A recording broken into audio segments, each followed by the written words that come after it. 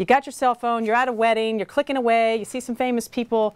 Do you post it on Facebook and Twitter without asking permission from the host? I don't know. This is some tricky stuff. Leslie Yazel, she's the deputy editor of the Personal Journal section. She's right here beside me. Hey, Wendy. How are you? I'm good. Now, this is sort of a new reality. Everybody has a gadget when they're out and about. The question is, when is it okay and when is it not okay, Emily Post 2.0, for us to be tweeting and Facebooking without permission? Well, I mean, this article says, like, don't text at the table. You're at a dinner party, and some ways that the host can signal that this is not that kind of dinner party is a more formal invitation, little cards at the table, these sort of things signal that. If you really have to check a phone, maybe you put it on vibrate and you excuse yourself from the table. Good, yeah. There are people who create a little basket by the door and say, I'd like you to put your cell phones in the basket. And or they stack, right? They'll stack, people will now stack and do a phone stack in the middle of the table. And I think one couple we interviewed, or one, not couple, but one group of people said, whoever reaches for the phone first, they got to pay for the meal. Exactly. So there's a lot of different ways that people are handling it.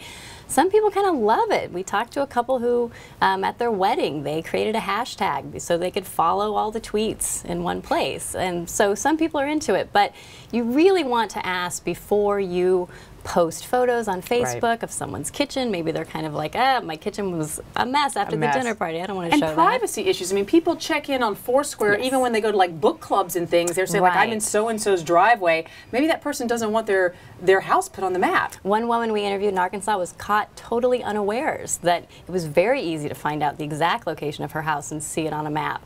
And this is something that you just want to be respectful of your host. Yeah, when I was at a wedding where there was some biggish names there, and it just felt icky to touch my phone. I just put it away, and I'm sure, like, maybe I'm not living in sort of the reality of today, but I just feel like the people need to be asking themselves, is this okay in this setting? And maybe it is, maybe it's not. I don't know. I mean, you can set a tone with children too. We talked to someone who had a slumber party and discovered all the girls were just texting each other in the room and texting people who weren't at the party, and she said, let's put them away. Let's put them in this bag. Interesting. Parents teaching early. All right, Leslie Yazel, thanks so much. Appreciate you coming with that.